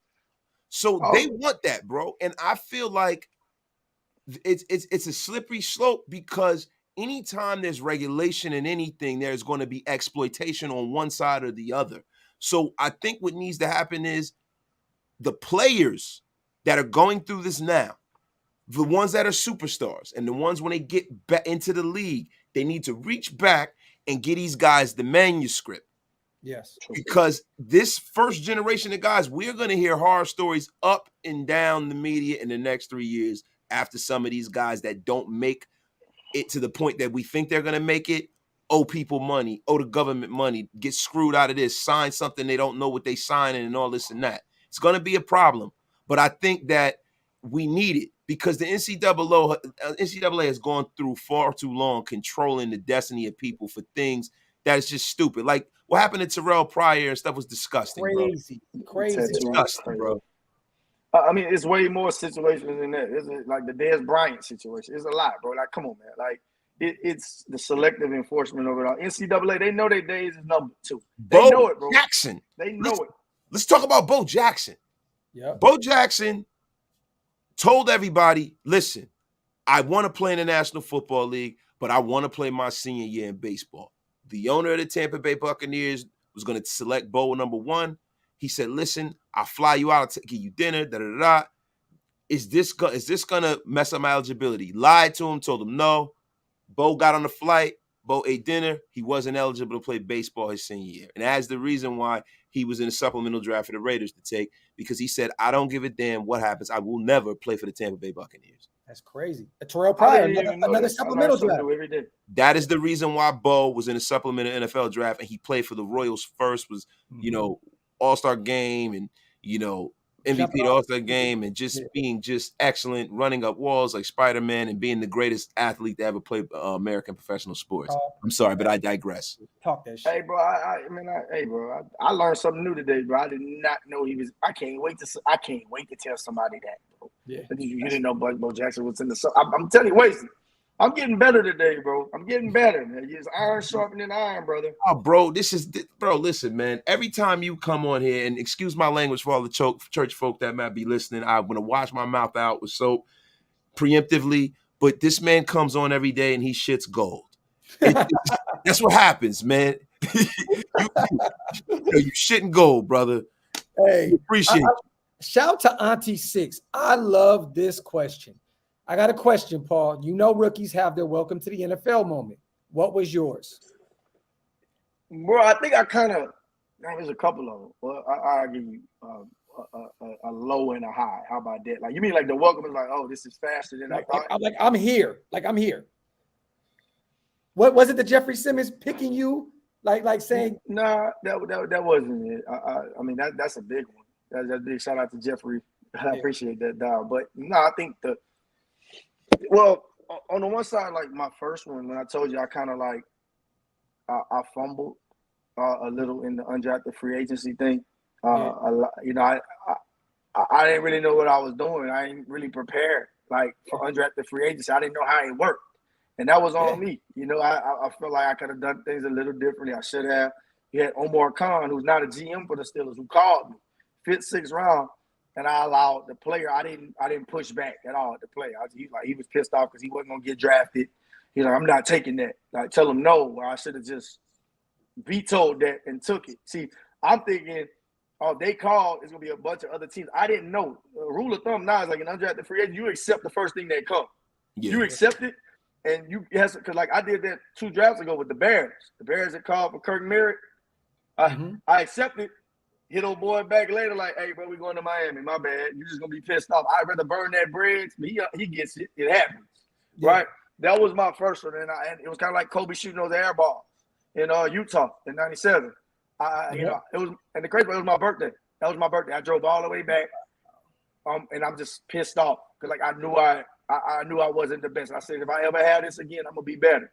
And like my big like welcome to was like 2018 DJ Chark getting drafted, pick 61. Going through that entire draft process with a guy that was kind of like expected to go 4th, 5th round, but ran a 4.3 at the 40. So like just being at the combine. And bro, that I would say that was just like my real welcome to the NFL moment, bro. It's like this is my first combine, right? True story. I can't make this. Y'all know the acronym YCMTSU. Shout out Tyree. Can't make this shit up. Like I'm sitting in, like they sending me all the itineraries. Like GMs are calling me. Like everybody hitting me up. So bro, this is crazy to me. So I'm just like, wow. Like I'm in Indy. I'm talking to people from Nike. Like that's really what it hit me. I'm like, this is what the league looks like because you at the combine, you in the Nike suite. And the crazy part, my best friend Gruff, John, shout out Gruff, and my cousin, I didn't even know they were coming to Indianapolis. They surprised me, like, you ain't think you was coming out here without us. So we stayed in a room at the La Quinta Inn. Went to Inn. 2 beds. Look, all the other big agents staying at the the nicer hotels. We at the La Quinta, me and Gruff shared a bed, slept back to back like Batman and Robin, if you into stuff like that. And my cousin Deroussell had his own bed. So we at the La Quinta, about to have a 2nd round pick, bro. Like we just out there in Indianapolis just vibing, bro. And that was my welcome to the NFL moment. Like, oh, that's Louis Riddick. Like me and Todd McShay talked at the combine. He's like, oh, because Todd McShay walks funny, bro. Like he walks real stiff like this. He's like, oh, you representing Chark, huh? I was like, yeah. He's like, what's he gonna run? And there's a video. I can send y'all the video. I was like, he gonna run a 4.3. Like I knew, and he ran a 4.34. And I like that was my welcome. Like, bro, we really around there about all these NFL. I talked to Lee Steinberg downstairs. Like Lee Steinberg, like me and Lee Steinberg took our agent exam together. Like a lot of people don't know that because he had lost his license. He had to come back and take it. But he finished the agent exam in 22 minutes. He was like, the greatest. He got up so quick. He was like, man, come on, bro. I wrote this CBA. Stop playing with me. But anyway, that was what it was, though, man. Just being around all the teams, being in that environment. And then, of course, draft day, that anxiety, that nervousness. You don't go 1st round, right? You see DJ Moore go. And then your welcome to NFL mode is when you start seeing guys go off the board that ain't no way supposed to go. And then everybody in the room start looking at you. Yeah. It's my first time. Like, I'm sitting in Alexandria, Louisiana. Everybody drinking pick 37, like Austin Pettis goes. Yeah.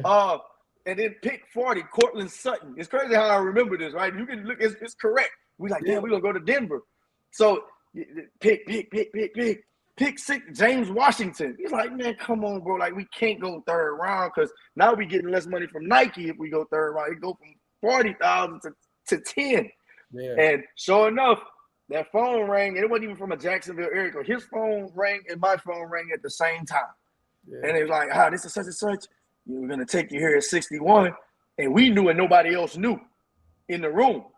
And, man, you see that come up on the TV, like, it's it's something I can't wait to experience again, bro. But I can't imagine it's as good as the first one. I know you're not going to go too deep into my bad, Waste. My bad, brother. No. You're not going to go. I know you can't get, but the whole relationship with Chark, like, where is that? Because I know he moved on, left Jacksonville. He's in Detroit now. I think he signed a 1-year deal for like $10 million or something. Like, where is it? Like, is that relationship still stable? Is it still there? Is it still existing with y'all? Like, I mean, you got to know, like with our history, man, it's a lot of history. It was bigger than just football. Like, I met DJ his freshman year, and he didn't really play much. Like, he was behind, like, he was low down in the depth charts. Like, it was like people were thinking it was going to be Malachi Dupree. It was other guys who people thought was going to. I saw something in the kid, Ja'Cory Washington, who was actually at LSU too. He's like, man, they got this kid, I'm telling you. So me and DJ built a really good, genuine relationship. Like, we were cool. He was 17 years old. Yeah. I drove up to Alexandria, talked to his people a little bit before his sophomore year. We built a real relationship. Miss Shirley and Miss Darren. She just had a birthday August 11th. Interestingly enough, happy birthday. His sister Saditra, the entire family. So we were very close. And, you know, he did give me an opportunity. He picked me when, you know, he could have went a lot of other directions. So there was that level of me. I'm always be indebted to him for that, man. And, you know, to be with him at the first Pro Bowl and everything we went through, man, it was good for me. I got to learn and I got to grow. And you think it's going to be like that forever. Like, in your mind, you like, I got DJ Chark. That means I'm going to get Jamar Chase. I'm going to just – and, you know, God got a way of letting us know our plans ain't going to go how they go. So, I think, like, over the course of the relationship, you can start to see it changing. Like, you can feel it. So, like, when he let me know that, like, he was going another direction, and I remember at the Pro Bowl, like, he had met with his marketing group, and, like, Pro Bowl is where a lot of people, like, start trying to poach your client, and I didn't know that. You know, I'm just out there chilling. I'm not thinking. And he had mentioned me. I remember, like, one time he had texted me and asked me, like, hey, man, you ever heard somebody named Todd France? I was like, yeah, I heard of him. And that's who he's with now, right? But it was like crazy. I didn't think nothing of it. But I mean, I'm not the first person that this has happened to, bro, and I'm not the last. Apparently, that's commonplace in this business. Yeah. So the only issue I think I had was that I wish, based on like that relationship, it would have been more like he's always done right by me. I always got my payments. Like, I never not got paid, so I respect that. Yeah. But I would have expected to get like a phone call. It was like a text. Yeah. Like, and that was the toughest part. Break the text. That shit. But I will say this, you know, like I went to a period, like I was in a dark space afterward. Yeah. But crazy part, man, like when he got hurt, and like just like because he was no longer with me when he got hurt, and like I called him, and, you know, I checked on him, I texted him, and you know, I'm big on like because I still love that guy. You know, I love him, but like that was our season. It's kind of like you break up with a girl. You know, like you just gotta realize if the DJ Chark situation never happens for me, bro, I'm not in this situation. And you know, that's a whole nother thing. Like, I went to the darkest place in my agent career. I'm like, bro, I don't want to do this no more. I'm quitting. Like, F this. Like, bro, I was done for. Like, I was, and now look. Like, I mean, the universe has a way of working it out, man. I would have loved to have had that opportunity. And maybe it'll come back. You never know how the universe works. I would say it ended good. I didn't say nothing crazy. He didn't say nothing crazy. Just, you know, we moved on. You married now. Got a little girl, got another one on the way, got another kid on the way, and you wish them the best. But as the human element, yeah, you hurt, bro. Like, I ain't gonna lie to y'all. Like, that shit hurts. Because, like, you put in all this work, and somebody else just gets to come along and get a payday. Like, you know, 10 mil, you do the math. You know, like, damn. Yeah. On the agent side of things, though, do you look at it like he just signed that 1-year deal with Detroit for like 10 mil in your head? You put the friend out of the equation. You say, I could have did better than that. I mean, nah. I mean, I'll be honest with you, like, you don't. I mean, because, you know, I think honestly that Christian Kirk money was his money had he not gotten hurt. Yeah, he would have got paid. He just had unfortunate, and I think I understand the rationale behind going to Detroit too, in that it's a prove-it year, it's an up-and-coming team. He's gonna get his share of the targets. And it's an opportunity for him to come back to the you know, reclaim it. So he's only 25 years old, 26 years old. So, nah, there's no hate like that. I don't feel like I could have done no better. I think he's in a great situation, and I like my situation right now. You know, bro, like you can't expect God to bless you. Like I told you, bro, the human element when it first happens, like F them, I'm upset. But then you get to a place of understanding. You're like, you know what? I get it. You know, I was inexperienced. You felt things in Jacksonville was going downhill, you know, because he was having a down year. Like people could have been in his ear telling him he needed somebody more expensive. So once I took my emotion out of it, I understand it, and I'm a better agent today for it. You know what I mean? Yeah, it's like things gotta happen. You know, if you put spirituality in the center of your life, right, you have to believe that things don't happen on your time, they happen on God's time. Yeah. So the tapestry of your history gets woven by ups and downs. Oh, it absolutely different. It's called divine providence. It's called divine providence. And you know, the reason I'm here today in this situation, even talking to y'all on this podcast, because like, and that goes with life, bro. Like, you're gonna get punched in your mouth, and like, I don't know if you know this, bro. Well, y'all obviously don't know this. Like, one of the only reasons I decided to be an agent in the first place, because it was pretty much an understood thing that I was going to sign a kid from my hometown. Bro lived at our house, and me and him still good friends to this day, and didn't sign with me. Like, listen to me. So, like, I started my career with a punch in the mouth. And then it's like, I'm from a small town. People from where I'm from, damn, he couldn't even sign. This kid lived with them. He couldn't. So, like, my career started with a punch. So, like, bro, I didn't got my, hey, if you knew my entire story in this, bro, and like the people who do, everyone simply says, like, you deserve this shit because I would have quit. Like, I would have quit a long time ago. If y'all knew what amount of money I done lost in this business, the amount of time, you know, it's like, you think you're supposed to have your first client from your hometown. That don't happen. You go all these years, you finally get over that hump. You get a Pro Bowler, and you finally get ready to get to that second contract. Nah. Damn, like, what I'm going to do now? Like, one thing you can hold your head high, though, Paul, you had two, and hopefully Tyreek is still, you already had 2 Pro Bowlers under your belt. That's big. That's big, bro. Like, that's big. Like, so you can always hold that as a major accolade. You know what I'm saying, on your resume, like, bro, I've had DJ Clark and Jeffrey Simmons, like, and Tyree's on to come up. Like, come on, bro. That's a beautiful thing. And I believe that was like, I do believe that, man, like, you tell God you want something and you praying for it. I believe he going to see how much you really want it. Like, Jordan ain't get that first ring till year 7, and he cried when he first got it because of what he went through. Yeah. Like, most of those tears when, like, people are going through things, bro, I don't necessarily think they're crying because of that moment that they won. I think they're crying because in that moment, all the shit that they've been through that got them to this point is like as a hip hop head, bro. You say, like, most people's first album is their best. Yes. Because it's a culmination of everything they've been through. So, like, you know, if we do get to the point where Jeffrey gets paid and y'all see me crying and stuff, which I will because I'm light-skinned and I'm in my feelings, like, it's not gonna be because I'm calculating how much money I'm getting or what it's gonna be. Those tears is gonna come from, like, bro, I done been through so much in this business, dog. Yeah. Like that's where them tears coming from like girls breaking up with me, people turning their back on me, like making jokes, like you never gonna how you an agent with no client, like all that, bro, all those things that fueled me, all the doubt, all that, bro, is like that's where my passion comes from. And I know that, like you said, wasted, like all that made me. So you got an energy, because I done got my ass kicked so much in this business, I can't help but be humble. Wait, let me ask you a question. You said women breaking up with you. Have you had a woman break up with you because you lost a client, bro? I wouldn't say because I lost a client. I think I've had women in my past, you know, obviously, women have some signing NDAs around me because I can't have, like, I'm on an upward trajectory. But no, I've had women. Hold on. Talk that big boy shit. I'm gonna need an NDA, baby. He's like, you say NDA. No, what I'm saying is, like, I wouldn't say no women, but I would feel like there's certain women when they feel like you're not going where they think you're gonna go, or it seems like it's dark. I feel like it's easy to like J. Cole got a line on that A Lot song. He was like, I had a lot of people that jump in the band and when they thought that I wasn't gonna pan out. Like, there's a lot of people that, like, some women, like, and like, granted, it could have been like me not being as emotionally intelligent, and there's probably like some other factors that contributed, but it was certain women I've dealt with in my past, like throughout my entire agent career, that I felt like, because like they thought it was gonna be one thing and it wasn't, and when it wasn't, you know, like, who gonna ride with you? I mean, I'm lucky enough. I don't think I'm gonna have that problem no more.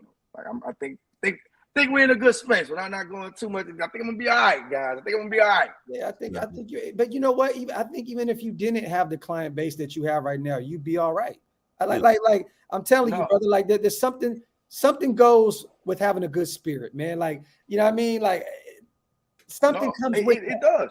You know what I mean? It does, bro. It does, man. And like you saw me, y'all be laughing. I think now maybe, you know, like they say, like, all those villains have an origin story. Yeah, I believe on the other side, like, every protagonist has an origin story too. So, like, you see me at the beginning of the show smiling, like, bro, just a couple months ago I didn't have shit to smile about.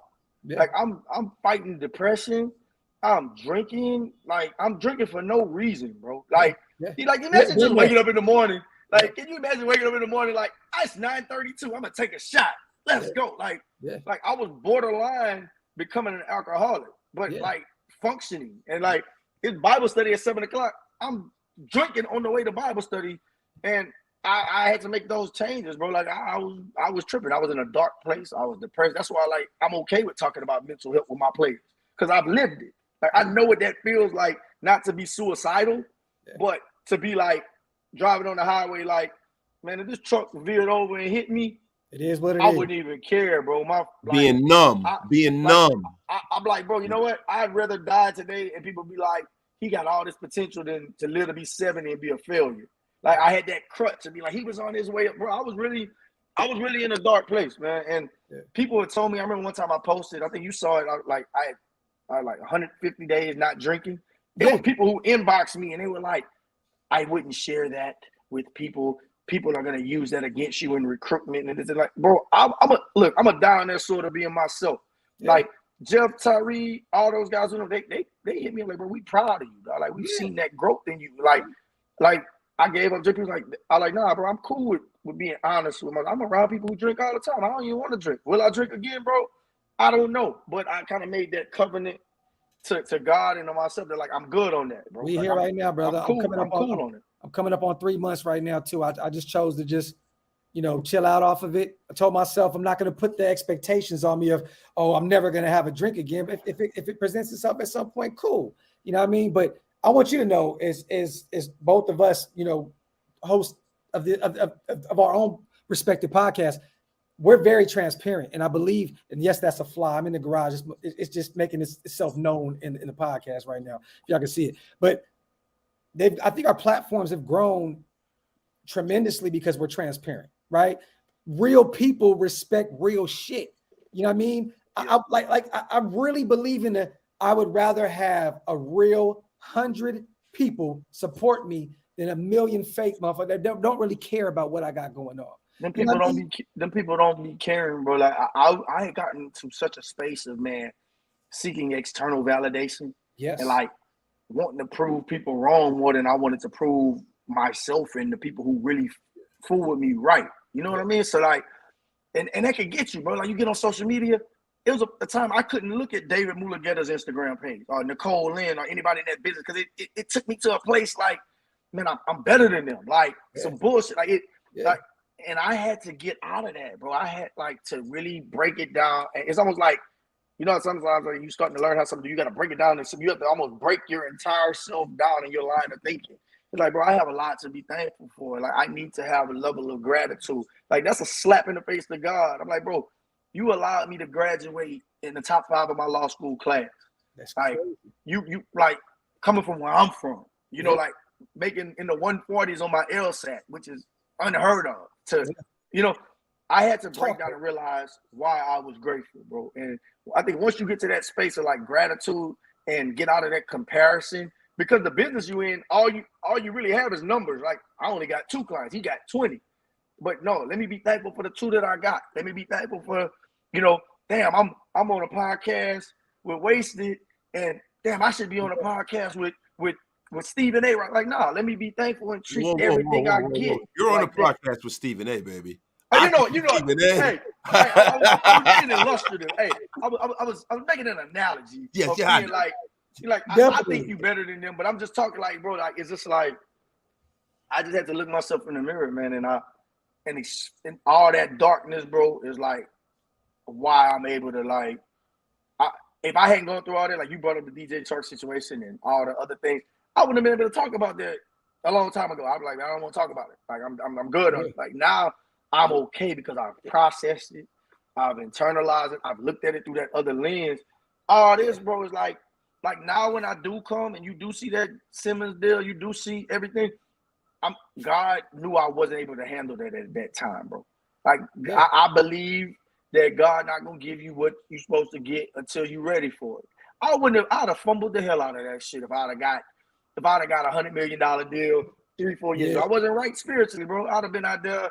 I'd have been on some other shit. If we're being honest. But now look at me. I'm grounded. I'm going to church twice a week. I'm a better father. I'm a better man, bro. Like hopefully, you know, God gives me the opportunity to be somebody's husband. Like I'm in a way better position to be him now. And I know that. And I think everybody who's in my circle know that. They've seen that change in me. Yeah, but you know, being him, I respect being him from my perspective, it's not about the money, man. It's about all the things that surround that. You know what I mean? Like you just said, man. And once again, man, if everybody's special, nobody's special, right? Yeah, bro, let me tell you something, man. What you got going on is history. I'm glad we can be a part of it. Nah, I mean, bro, like honestly, man, like the level of like compliments, I can share those with y'all too, bro. Like you know, y'all done gave me a whole lot of flowers. Been like, oh, you this, man, bro. This is y'all elite at this, bro. And I told you this at church, bro. Like y'all are like this is top tier, bro. Like, and I really want to do whatever I can to help you.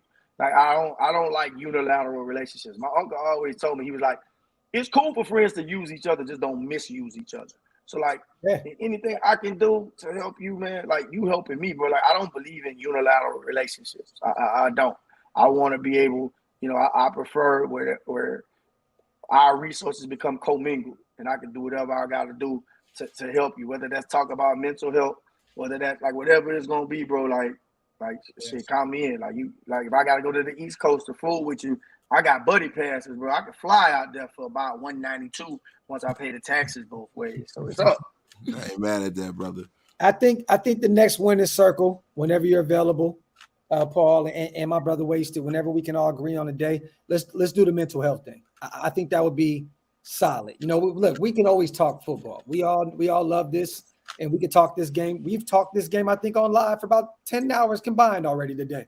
You know what I'm saying? But I think mental health, man, would be a great subject because I'm someone that deals with depression and anxiety, severe anxiety, you know what I'm saying? Severe depression, Wasted as well. You know what I mean? And for him, he's never really came out and spoke about it until a few episodes ago. So it's great to see everybody kind of open up in front of the world, you know what I mean? And be able to give other people in the chat that understanding of it's okay. It's okay. Like, you know what I mean? We're going to overcome this. Like that was the main reason I stopped drinking. I said, I'm going to take a break just because I was like, drinking is triggering it. Like I started finding myself having more bouts with depression and anxiety when I was drinking.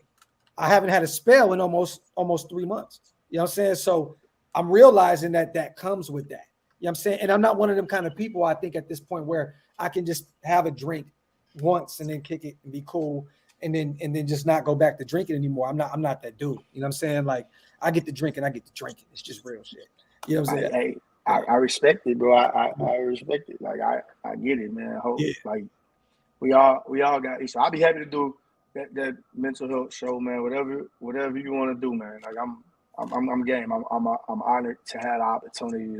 This don't even feel like work, but this is fun for me, bro. Yeah, like definitely. And man, it's fun. Like I forgot I was supposed to plug some shit. I don't care about that, bro. We talk about that next time. Oh, wait. No, hey, you got to pay them bills on the way out, right? Yo, what happened? No, I said you got to pay them bills on the way out, bro. Oh yeah, no. Bro. Paul, we want to know. I see the shirt.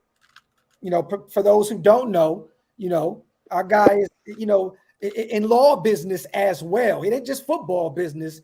He's a well-rounded brother. Let everybody know what you got going on, man, and put everything out there on the table to let everybody know where to follow you, what you got going on, and we're gonna end the show on that one. We'll end it on that one, man. I got this shirt, man. My girl, Tipsy Vinyl, made it. You know, she always take care of my t-shirts and stuff. But like, you know, man, I ain't 100% gave up on practicing law. I work with Durant and Cawthorn, firm based out of Louisiana. We have Texas offices. We handle things all over. So, you know, I do handle mostly personal injury. I've been having a pretty good year this year. And I wouldn't call it like a side hustle, you know, because like I'm like 50, I'm a dual threat. Like at some point, I think there will be a transition where, you know, I'll probably go more into an administrative role on the law side, but I'll always have something to do with it because I fought too hard for this degree and to pass the bar exam to just like, nah, I'm not, you know, some people just become lawyers to have a JD behind their name and call themselves doctor or whatever. Like, nah, I really practice. I really do this. Personal injury. You ever need anything, man? 855-955-Paul. So like I take it seriously. Same veracity. I approach a sports agency with. I do this too. Shout out to Pride, Durant, Quincy Cawthorn, and the rest of the crew, man. I'm honored and thankful. That phone number is also in Paul's description on IG. If you guys aren't following our brother Paul Deroussell, make sure to go on IG and follow him at Paul Deroussell. You know what I'm saying? With that being said, Waste, you got anything to say on the way out? I know we you know, this is one of them shows where it's like we got so much going on outside of this, but I don't want to plug any of it. You know what I mean? I feel like this is. I'm Gucci, brother. I'm Gucci. Yeah, you know what I'm about to do? I'm about to go upstairs. I'm about to lay up under my wife and go to sleep, in a coma-like sleep. There you go. And I'm about to go to Waffle House, bro. I'm hungry. Hey, I'm so hungry them last 20 minutes of this damn show, bro. I ain't ate since 4 o'clock. Yes. Central. It's time. So I'm going to Waffle House, man. Get the time, brother. You have fun. Yeah, man. God bless y'all, man. Same. I got to call you about the Kevin Hart stuff too. Bro, you about to give me some good news about it? Oh, come on, bro. Look, that's already solidified. I'm gonna loot, bro. I'm about to turn into a family. Oh my God, I can't. Hey, sometimes when are you leaving out of town? Supposed to be. I'm gonna call you about that because things have changed a little bit. So okay, I want to get with you soon so we can go get something to eat and chop game. All right, bet. Cool. Right, I'm gonna get with you offline. Shout out to everybody in the chat, man. We appreciate you guys as always, man. Yeah. Real talk. We love y'all so much. On the way out, hit that subscribe button to both channels and also follow our brother Paul Deroussell on IG at Paul Deroussell. Support our brother's businesses, man. You already know what it is, and we're gonna catch you on the next Winner's Circle, man. You already know. Yes, sir. Y'all have a good night. You too, brother. One.